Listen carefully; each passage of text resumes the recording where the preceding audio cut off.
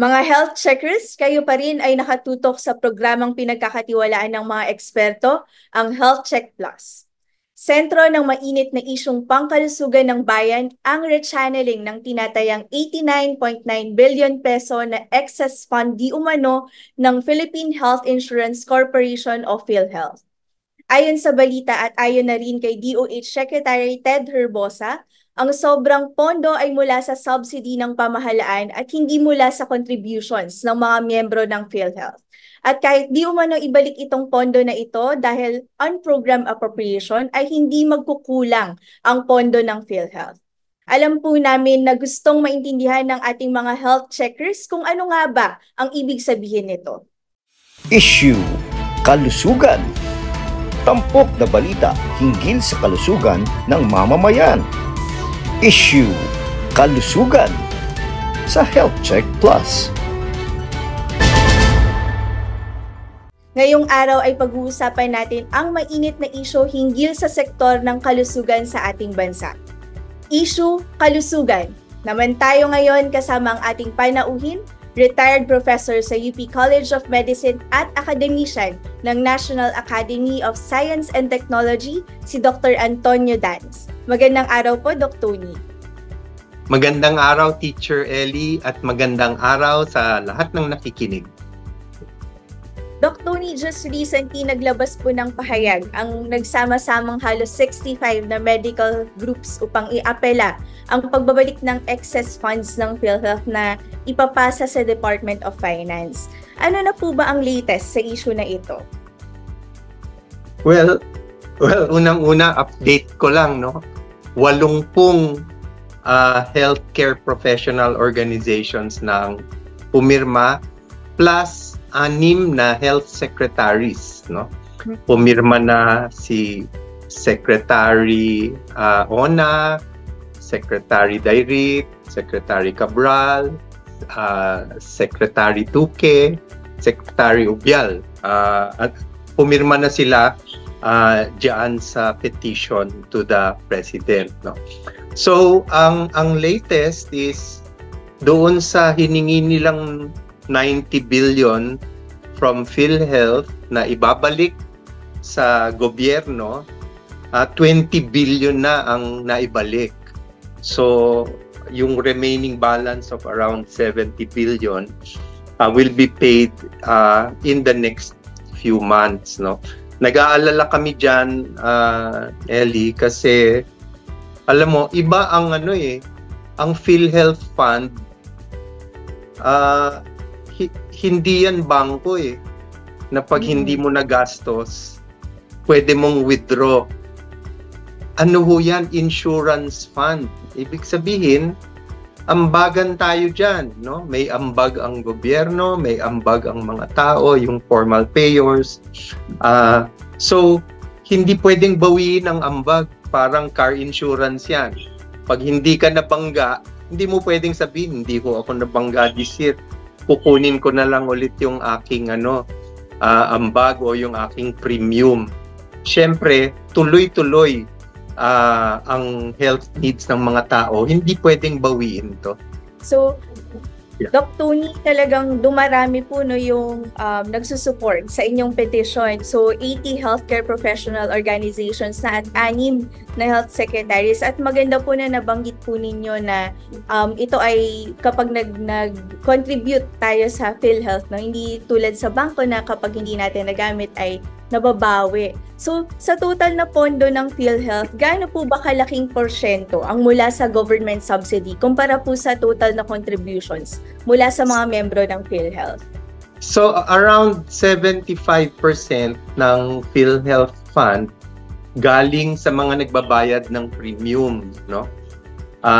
Yung 25% galing sa subsidy ng gobyerno na siyang nagiging premium para sa mga mahihirap, sa mga disabled, sa mga senior citizens, sa mga yung sa 4Ps natin, binabayaran din through government subsidies. So yan yung ambag nila, imbis na galing sa bulsa, galing sa gobyerno. So it's around 75% galing sa bulsa ng tao. at 25% galing sa mga subsidy ng government. Ganun po pala yun, Doc Tony, no? So, I'm sure po curious din po ang ating mga health checkers tungkol po dito sa pondo na binabanggit natin, no? So, sobrang pondo or unprogrammed applications, ano, Doc, maaari po bang bigyan ninyo kami at ang ating mga health checkers ng idea kung gaano po ba kalaki ang 89.9 billion pesos? Ano-ano po ba yung kayang ponduhan nitong mga serbisyong pangkalusugan? Well, so actually, ang sobrang pera ang naipon ng PhilHealth is around 400 billion. No? So napakalaki. Yung hinihinging ng gobyerno na ibalik sa kanila mga 90 billion, no? Dahil sobra naman daw ang pera. Pero kung tutuusin, hindi po sobra 'yan kasi pera 'yan para pambayad natin sa pag-alaga pag nagkasakit tayo. Yan ay pambayad sa gamot, pambayad sa mga tests natin, no? Pambayad sa konsultasyon, pambayad sa pagka-ospital, individual care, no? So, noong yung corporate budget ng PhilHealth for 2024 halimbawa, 250 billion, karamihan yan dapat para sa atin. Pero karamihan yan pang-ospital. Kung dinagdag mo yung outpatient care, no? Kasi wala tayong benepisyo sa outpatient eh. Yung mga pang-araw-araw na gamot sa diabetes, sa hypertension, lahat yan galing sa bulsa natin, di ba? So ang binabayaran ng gobyerno yung pagka-ospital, pag malapit na tayong mamatay, babayaran nila. Pero hindi nila binabayaran yung paano bang napunta sa ospital, paano bang i-prevent yung pagka-ospital, hindi pa natin sagot. Kung idagdag mo yan through payment ng mga outpatient na gamot natin at tests, an additional 120 billion yan at least, Teacher Ellie. So 250 plus 120, 370. Tapos kailangan pang palawakin yung mga benepisyo kasi ang daming sakit na hindi sakop ng ating mga Z-benefit. Tapos kung ma-hospital tayo, marami pa rin galing out of pocket. So yan, 250 na usual budget, 120 pang outpatient treatment natin, plus kailangan pang palawakin ang benefits. Ubus yung 400 billion na yan, napakabilis, no? So kailangan lang magamit sana ng PhilHealth para sa atin. Hindi tama na meron silang naiipon na ganyan kalaki. Ang layunin ng health insurance, social health insurance, dapat maubos ang pera taon-taon at maggamit para sa taong bayan. At hindi yan nangyayari. Hindi rin yan malulutas sa pagkumpiska ng 90 billion o pagbawas ng pondo ng PhilHealth. Nabanggit niya, Doc Tony, regarding yung out-of-pocket expense, no, or yung sariling bayad ng ating mga health checkers. So, sa health services sa buong mundo, kumusta po ba ang sitwasyon ng Pilipinas pagdating sa gastos ng mga pasyenteng na-o-ospital? Yung bang out-of-pocket expense ng mismong pasyente kumpara sa share ng bayad na mula sa health service na pondo ng pamahalaan? Napakalaki ng porsyento ng gastos sa kalusugan na galing sa bulsa ng taong bayan. Nasa halos 50%. At napakatagal ng ganyan. Laging kalahati galing sa ating bulsa. Sa ibang bansa, katulad ng Thailand and Singapore, napakababa na, no? Nasa mga 20, 10%. Sa 10 yung ASEAN countries, ano? Talo pa tayo ng Vietnam and Indonesia and Thailand, no? Pangatlo tayo sa pinakamasama, no? Ang tinalo lang natin, mahihirap na bansa gaya ng Myanmar at saka Cambodia. Sila more than 50%. Tayo 50% galing sa bulsa. At hindi lang yan numero, Teacher Ellie. Nararamdaman yan ng bawat healthcare organization na pumirma sa petition, nararamdaman nila yan, yung paghihirap, patuloy na paghihirap ng taong bayan pag sila'y na-ospital, at lalo na pag discharge nila sa ospital. Kasi wala nang pambayad ng gamot. Pag uwi galing sa ospital, ramdam na ramdam namin yung paghihirap ng mga tao. So, kailangan mabawasan yan. Ang paraan yan, palawakin kaagad ang benefits ng PhilHealth. So, I'm sure po ang ating mga health checkers, lalong-lalo na yung mga may sakit, no, na nakikinig at nanonood dito sa ating programa ay mag-a-agree dyan na talagang nararamdaman ng ating mga taong bayan yung out-of-pocket expense, no. So, sa huling SONA po ni Pangulong Bongbong Marcos, may mga ilang nabanggit na programa o development sa sektor ng kalusugan. Nabanggit ang tungkol sa mas marami ng generic na gamot na covered ng PhilHealth. Sapat po ba ito na tugon na sa pangangailangan ng mga miyembro ng PhilHealth? Well, wala naman sigurong tututol sa kahit sinong magsasabing nag-improve na ang ating healthcare, no? Yan, marami na. Dati, lahat ng ating healthcare galing sa bulsa. Ngayon, kalahati na lang, no? Improvement yan.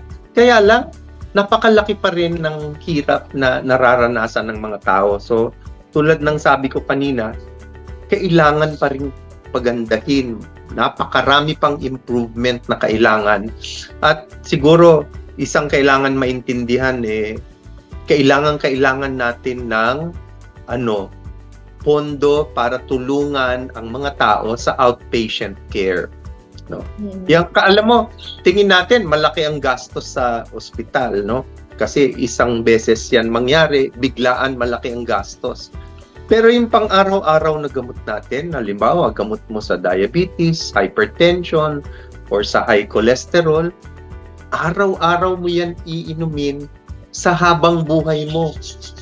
So pag pinagpatong-patong mo yung gastos niyan, napakalaki.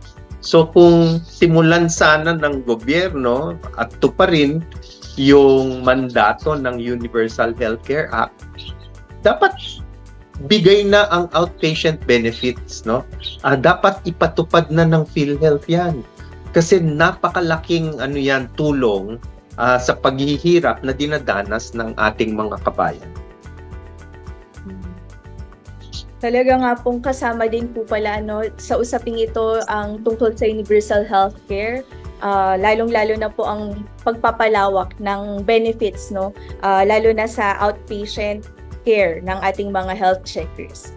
Doc Tony, ano po ang susunod na hakbang ng inyong grupo hinggil sa inyong apela sa paglilipat ng pondo since tapos na po ang SONA at mukhang hindi nabanggit ang tungkol sa isyong pondo ng PhilHealth? Well, so lagi naman yan, Teacher Ellie, pag humihingi tayo ng pagbabago, simulan natin sa pakikiusap, paghihiling, no, sa mga may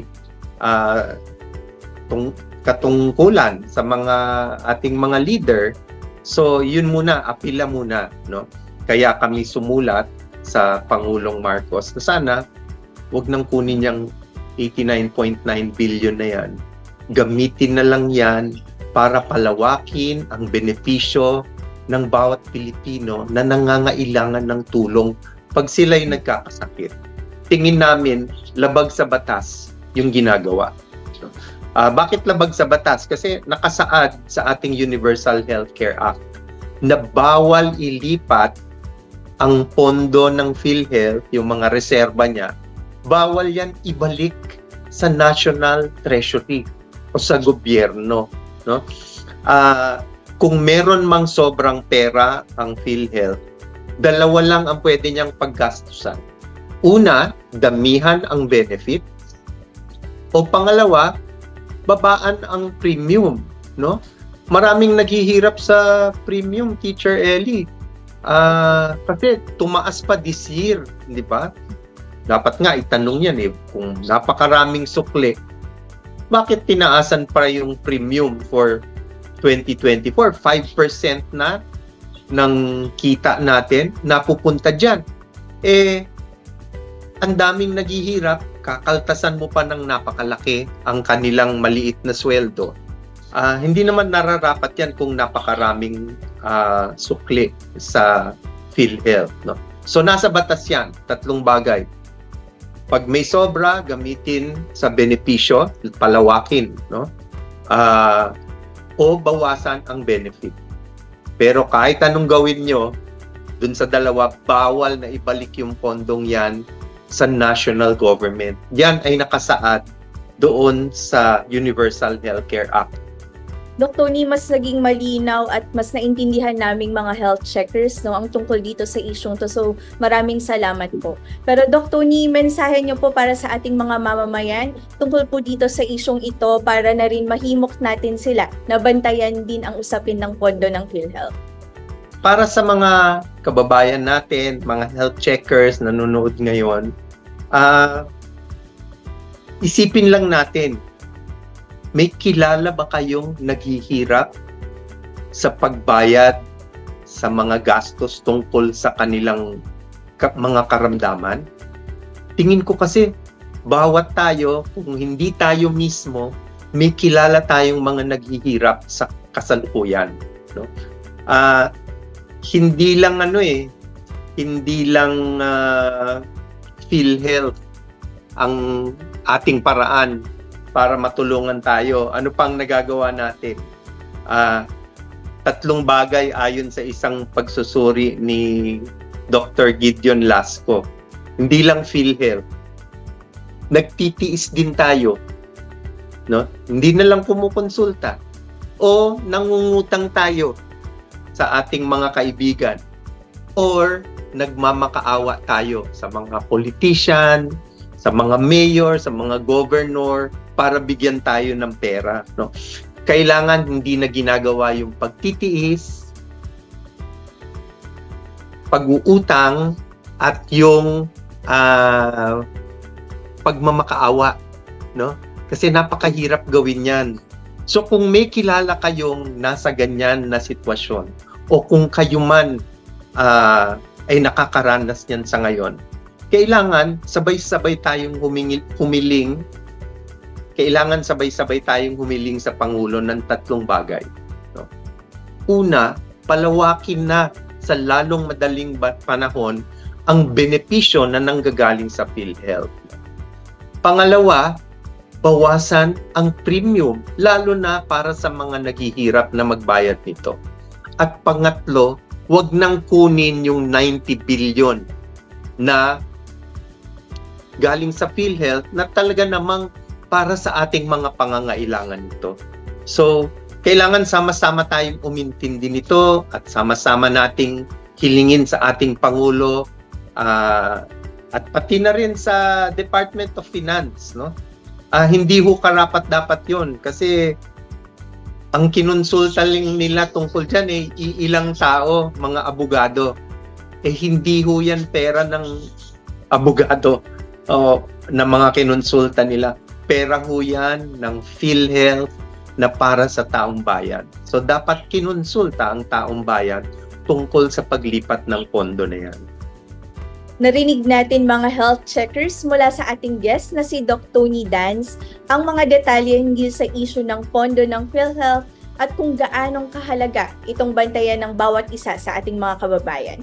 Sa gitna ng maraming mga hamon sa buhay at kabuhayan ng mas maraming mga mamamayang mahihirap na siyang talagang umaasa sa benepisyo mula sa PhilHealth, mabigat na alalahanin parati ang manatiling malusog ang bawat isa sa pamilya kung hindi mapagkasya sa araw-araw na gastusin sa pagkain ang pera ng pamilya. Minsan nga ay wala talagang pera. At ayon nga kay Doc Tony, palawakin ang benepisyo, bawasan ang premium at hayaan na magamit ng PhilHealth para sa ating mga ordinaryong mamamayan ang pondong ito. Kung kaya ang usapin hinggil sa pondo na dapat ay pinakikinabangan ng mga mamamayan ay laging mainit na paksa. Matter of life or death, ika nga. Banta talaga sa buhay ng mga mamamayan ang magkasakit at maospital dahil sa kakapusan sa perang pambayad sa bayarin sa ospital. Maraming salamat po muli, Dr. Antonio Dans. Maraming salamat po. Samahan niyo po muli kami sa susunod na linggo dito lang sa Health Check Plus. Tandaan, Ating pangalagaan ang ating kalusugan sapagkat ang kalusugan ay ating kayamanan. At huwag kalimutang batiin araw-araw ang ating minamahal. Be kind, be safe, and stay healthy. Ako po si Teacher Ellie Campos Banayat, dito sa programang pinagkakatiwalaan ng mga eksperto, ang Health Check Plus. Issue Kalusugan. Tampok na balita hinggil sa kalusugan ng mamamayan. Issue Kalusugan sa Health Check Plus. Sa tulong po ninyo, running to 4,000 subscribers na po tayo. Konting share na lang mga health checkers at tiyak na abot na tayo sa 10,000 subscribers bago magtapos ang 2024. Maaari ninyong balik-balikang panoorin ang ating mga episodes sa Health Check Plus YouTube channel or i-scan ang QR code na makikita sa inyong mga screen. Mag-comment, mag-like, mag-subscribe, at i-click ang notification bell para laging updated sa ating mga features. Be a health checker.